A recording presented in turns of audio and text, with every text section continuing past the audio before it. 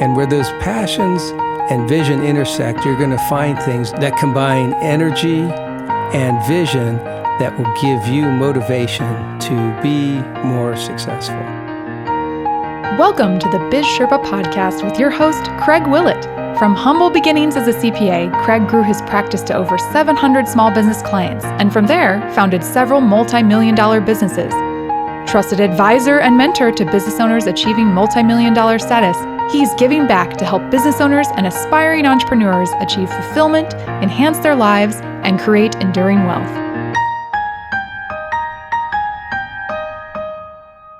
Sitting at my desk a few days following the car accident, I called out to my office manager, "Help, I can't move my arms or legs. Call Carol, have her come take me to the hospital." I'll always remember this day. This is Craig Willett, the Biz Sherpa. I remember that day because it allowed me to hit the reset button in my life and provided a great opportunity for me to pursue something. I gained a lot of satisfaction, fulfillment, and many rewards from the decisions I made following that car accident. Most recently, we have experienced a pandemic in our country, and many of us have had the opportunity to try to sit down and figure out what we're going to do differently when we're able to get back to work. Now, whether you believe this pandemic was essential or not, or whether your business was considered essential or not, or whether the shutdown and reaction was necessary, we each had an opportunity to reflect on how we're going to be better. You know, I look at it like a computer, sometimes hitting the reset button. You need to be careful that you don't do it too often, but there's times to make adjustments. In Macworld, one time I read that resetting a device can clear problems out that cause it to get stuck in a loop, appear sluggish, or otherwise impair performance. Now, you may feel that things were going along fine in your business before the pandemic, or you may feel that you were stuck in a loop, or that you were sluggish, or that your performance was impaired and you weren't achieving to the levels that you would like. Many of my business owner friends took time during the pandemic to reflect on their lives, to reprioritize some things. I like what Newt Gingrich said during the pandemic when he invited all Americans by saying, Americans should be encouraged right now to start thinking about the next 4 or 5 years. What do you want to be doing? What do you want to achieve with your life? What have you learned from this experience that can lead to a more productive and fruitful life? I'd like to spend today's episode talking about hitting the reset button and how that can lead to a more fruitful and productive life. Sometimes we don't need to completely start over again. Other times we do. At times we just seem to lose the rhythm. You know, recently I watched one of the only live sporting events that's been broadcast during the pandemic, and that was match 2 between Tiger Woods and Phil Mickelson. They each had a football player as their companion golfer in Peyton Manning and Tom Brady. It was an interesting match. I was all excited to finally watch some live sporting event, only to see that quickly Phil Mickelson and Tom Brady fell 3 strokes behind in the first 4 holes to Tiger Woods and Peyton Manning. As they were down 3 strokes, I could see that Tom Brady was really struggling with his golf game. Phil was playing okay. And you know how you can watch people when they perform and notice that they're not doing well. And we've all experienced this in our lives. When they walk with their head hanging down, their shoulders sagging, and not very much pep in their step. Anyway, Tom Brady was hitting onto a par 5, and he was on his 4th shot, still hadn't been on the green yet, when one of the color announcers, Charles Barkley, said to him that he kind of got into his head. Charles Barkley was really razzing Tom Brady, and you could tell it kind of miffed Tom.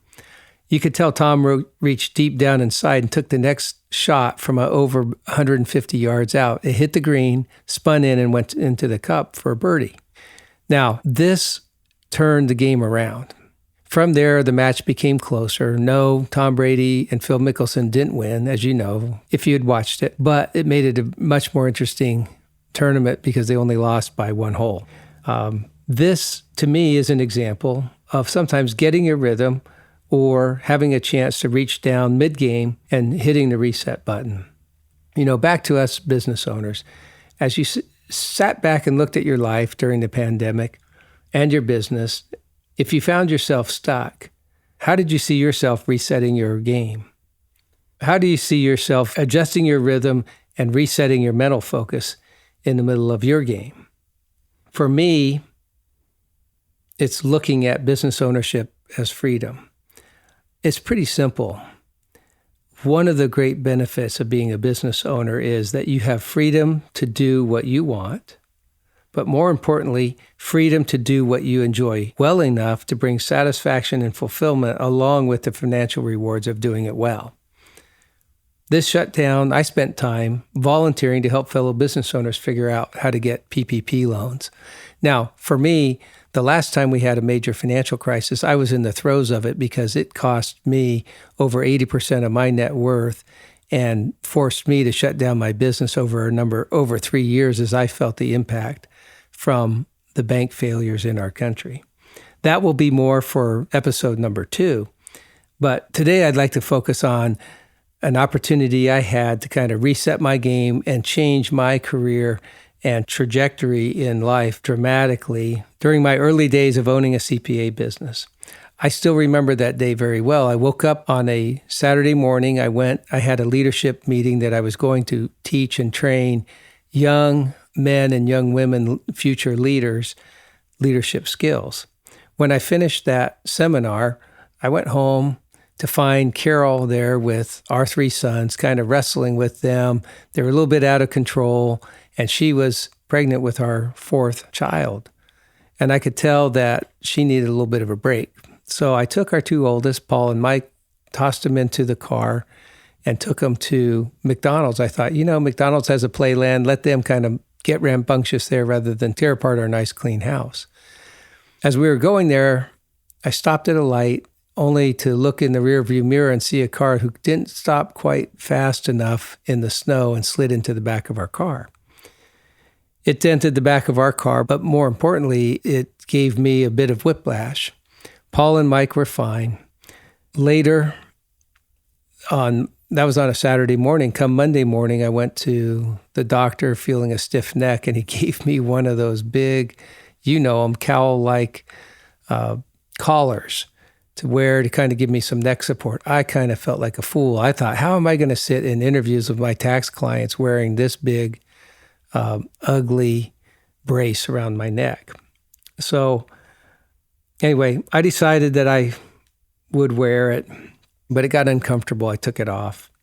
A few days later, I found myself sitting at the desk, calling out to my office manager, saying, "Help, call Carol. I can't use my arms and legs. I need her to take me to the hospital now." As I went to the hospital, I had an MRI, only to find out that they found some compression fractures, and whatever swelling was causing me not to be able to move my arms and legs had subsided. They sent me down to the therapy pool in the hospital and had me start walking on an underwater treadmill. As I sat there walking on the underwater treadmill, I started thinking, well, what can I do if I'm going to have this much pain sitting down or having impact on my back from this accident?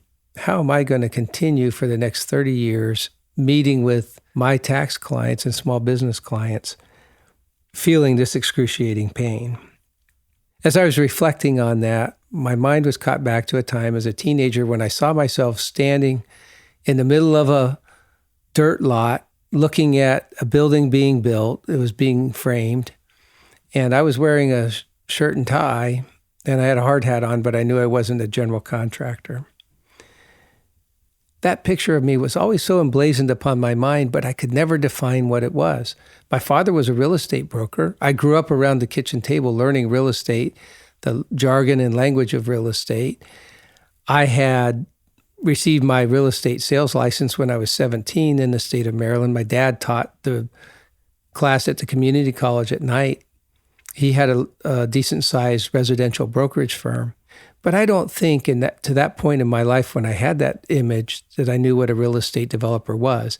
In fact, it wasn't until I graduated from college, received my master's degree, worked for an international accounting firm where I met real estate developers, and then when I set up my own firm, did I meet real estate developers. In fact, I had a great number of them as clients.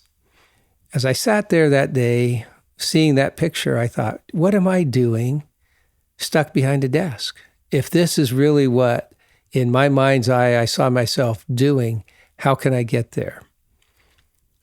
As I moved forward, doing my best to get through that tax season, I got a phone call from a college friend. He said to me, Craig, I just lost an investor for this property I'm supposed to buy. And I was wondering if you have X number of dollars. And I laughed and I said, well, how do you think I have that much money? Well, I was just visiting you and your family and you have a really nice house. I thought maybe you'd have that much money. And I said, well, I don't have that much money free to be able to buy that property with you, but why don't you fax over, telling you how long ago this was, right? Fax over to me, to my home fax, where I can sit there and look at what you're talking about. I went home that night, I studied it. A few days later, when I was back in the office, a client called. They said, Craig, we've been trying to do some real estate investment. We have Y number of dollars from this trust, and we haven't been doing very well. Do you happen to know something that might be able to help us? I said, as a matter of fact, I think I do. I jumped in my car, went to their offices, sat down and explained to them the financial opportunity that might be a potential for them. They liked the concept. We bought plane tickets and flew to where my college friend was, and I introduced them. We went and looked at the potential property, and then went to lunch. Over lunch, they struck a deal. We flew back to our hometown, and while we were on the plane, I was sitting between them, right in the middle seat between my two clients, and they both turned to me and they said, Craig, all right, now we've got this opportunity to develop this. This is how much money we have, but we don't have enough to do the development. Can you help us get a bank loan? We know that you've helped start a bank and are on the board of a bank. And I said, well, that bank's in another state than this property, so we'll have to go somewhere else, but I do have contacts. If you can get us a bank loan, we'll let you in as a 1/3 partner without having to contribute any money. And I thought, well, what a great opportunity. All right, I'll do it. So I arranged for the loan, and I'll tell you more about that someday. But the important part today is that I was able to see in my mind's eye what I did as what I could see myself doing at a rather young age, but I didn't have the definition well enough ingrained into my mind, nor did I have the maturity or the economic exposure to what a real estate developer is or what a real estate developer does. But as a CPA, which I never really wanted to do, and that's for another day, was never my dream, but it gave me the tools to learn and to get clients because of my real estate background and experience. Having learned the jargon at the kitchen table of my father, I was able to watch the inner workings as a CPA and see what they did well and see what didn't go so well. And I was able to use that and leverage that to my benefit to be able to say, hey, I think I can do this. And when the opportunity came, my eyes were wide open because of the vision that I had. So let me share with you an idea I have about hitting the reset button. Many times we have opportunities that come to us, but we don't see them because we're too busy stuck in the loop. I got knocked out of my loop based on a car accident and some time to have to reflect on where I was really headed. Before we jump into the exercise, let me just take a minute and explain. This isn't a college course. There is no homework. This is not an assignment. This is if you want to improve. Where you can find these resources and questions is on our website at bizsherpa.co under resources, and you can do it by episode. So this will be resources for episode 1. I hope you find these helpful. They are meant to be worksheets that you can do in PDF fillable form or in Word document that you can print out. But you can just look at those and use that to the extent you need to inspire you to make some efforts in your life to make changes. Again, this whole episode is about hitting the reset button, and sometimes the best way to do it is sit back and reflect. And I think you'll find this exercise very useful. Again, go to resources on our website at bizsherpa.co, and you'll be able to find the worksheet that I reference here, the questions that I talk about, and it will make doing this exercise a little easier and give you something to retain as you work through it over the next 4 or 5 days to make changes in your life to to get you more focused on what's important in your business. I have an exercise I'd like to recommend to you. You can do it in about a half an hour, and then over the course of the next 5 business days, spend about 15 minutes at the end of each day and evaluate. What I'd like you to do is go do something that you enjoy first. So maybe this will take a little bit more than a half an hour, but if you like to golf, go play 9 holes of golf. If you like to play tennis or pickleball, go play tennis or pickleball. If you like to bowl, go do that. In fact, by the way, a great friend of mine, when I was early in my career, said to me, he goes, "Craig, what's your hobby?" And I said, "I don't have a hobby. I'm just busy. I've got a family. I'm trying to get my CPA firm going." And he said to me, he goes, "Craig, you're going to burn out. You're going to burn out if you don't have a hobby." And I turned to him and I said, "Kent, what are your hobbies?" He says, "I bowl in a league and I also golf." And so I ended up taking up a number of hobbies, and I'll share some of those with you over the course of various podcasts, but some of mine are equestrian activities and golf, and I love to swim. Anyway, we can talk about that another time. So what I'd like you to do is go find something that you enjoy doing. Maybe it's playing a video game. I don't know. Do that for about a half an hour. Clear your mind from the pressures of business, the news cycle that you're trapped in. And then I want you to go get a nice drink of whatever you like and go find a quiet place. If it's outside, or if it's in a quiet corner in your home, or if you're on vacation in your hotel room, I'd like you to sit down with a pad of paper. And I'd like you to just make a list, just wildly make a list of all the dreams you had as a child. It may take you a while to go back into your mind, but look for those images that you saw in your mind's eye of what you thought you might be doing or would like to enjoy. Then when you're done with that, turn the paper over. And on the other side, I want you to make a list of everything that you're passionate about today, that drives you, that gives you excitement, that brings you satisfaction. What I'd like you to do when that's done is sit and compare the 2 lists and look for commonalities. See where those visions and see where those passions intersect. And where those passions and vision intersect, you're going to find things that combine energy and vision that will give you motivation to be more successful. Once you figure out what those are, and there might be 1 or there might be 2, there might be 5, I would doubt it. But if you find 1 or 2 commonalities, what I'd like you to do next is to set an objective for the next week, each day when you go to work, to spend 80% of your time at that intersection. So let's say, for instance, right now, you go to work and you find that there's some taxes due and your bank needs an accounting report to renew your loan, and you spend all your time trying to clean up the accounting records or get some documents to your tax accountant, and you get frustrated and you spend a whole day doing that, versus maybe you really enjoy selling and interacting with your customers or training your sales force. Spend your time doing what you do best. Let those other things go for that day or 2. And try to look back and see that you spend 80% of your time in that. Now, you may find it may take you the whole week, all 5 days, that you may start at 20% and then go to 40 and then 60 and then 80%. The key is to hit 80% and then to sustain that for several days. When you do that, look at the difference that it makes. But I want you to sit down at the end of each day and kind of write some notes to yourself.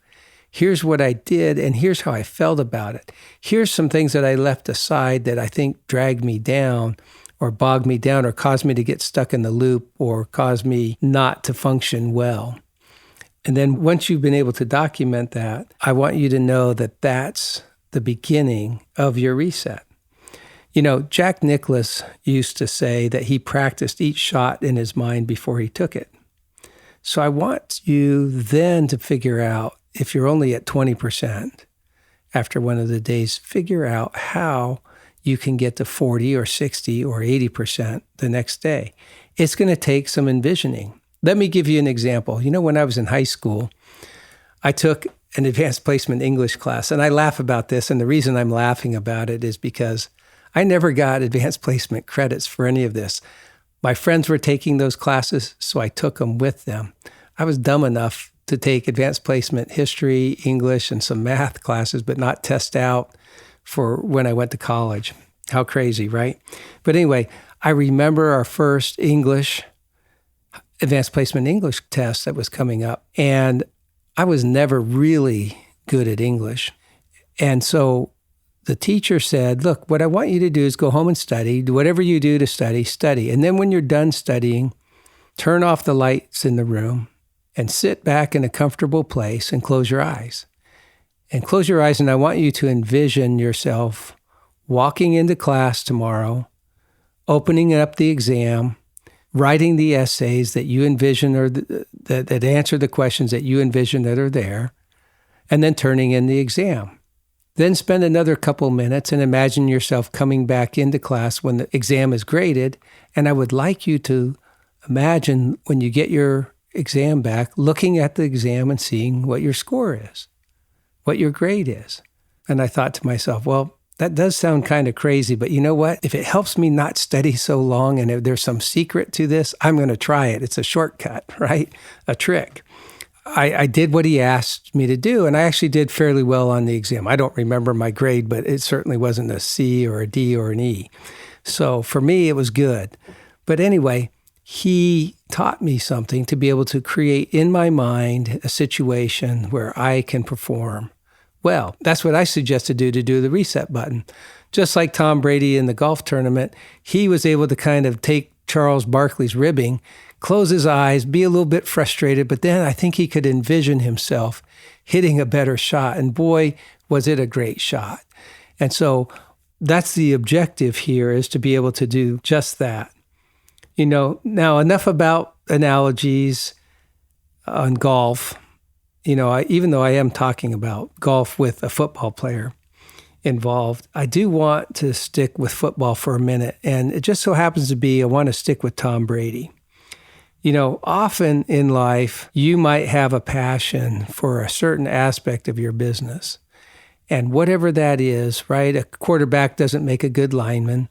A quarterback doesn't necessarily make a good kicker. A quarterback doesn't necessarily make a good receiver. But you might be a great business owner, but also have a passion for sales. But you don't do well in doing accounting work. Or you may do well in the finance aspect of your business and terrible at sales, but you don't have a good salesperson in your business. So you find yourself spending your time doing that. So what I'd like you to consider is this, and it's a statistic about Tom Brady that makes me reflect. Tom Brady has an NFL record for the most wins in a game when he has passed over 50 times. His winning percentage is 19-9.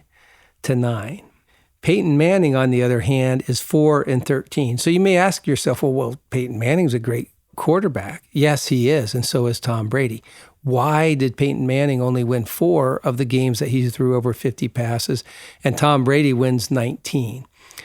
Here is what I suggest is the answer. I think that sometimes things work really well for us, and we need to learn what they are.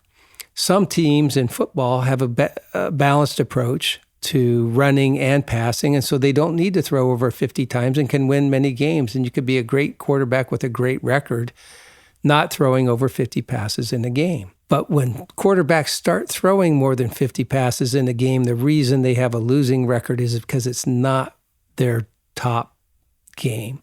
They're desperate, they're behind, they're trying to throw those Hail Marys to come from behind. And I would suggest that sometimes we get desperate in business. And what I don't want us as business owners to do as we come out of this pandemic is to get desperate and start throwing Hail Marys thinking we're going to do something great, and we actually end up getting ourselves in a bit more trouble.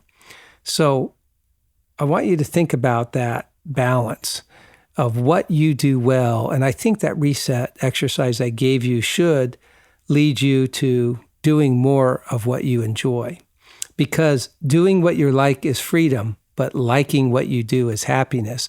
And at the end of the day, is it really the financial rewards that make us happy?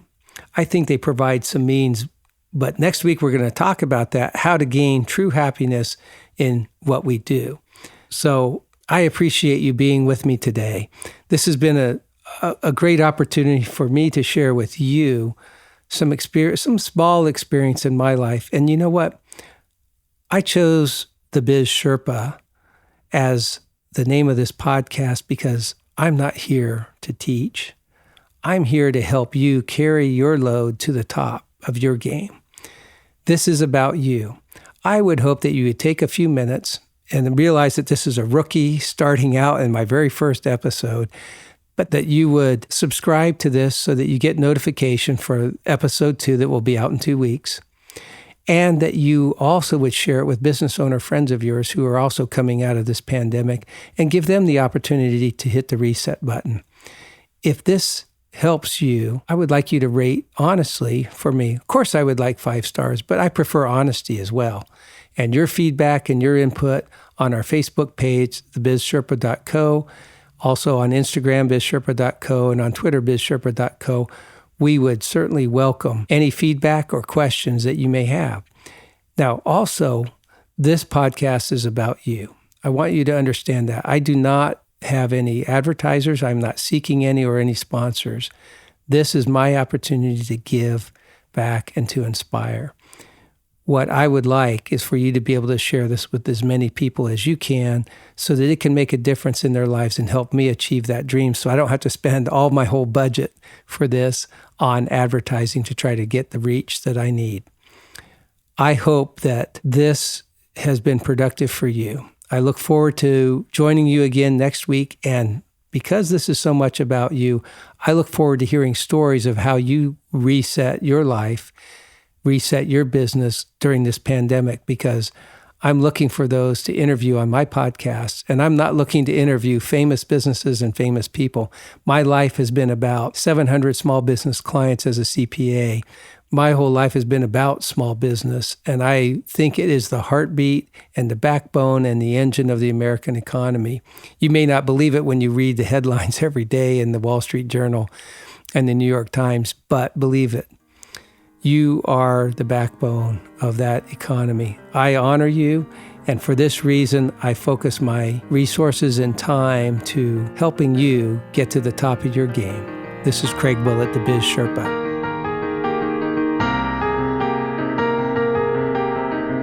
Be sure to go to our website to access the resources related to this episode at www.bizsherpa.co. If you enjoyed this show, tell your friends about us and be sure to rate our podcast. Craig would like to hear from you, so share your thoughts in the Facebook community at bizsherpa.co. Follow us on Twitter at bizsherpa_co and on Instagram at bizsherpa.co.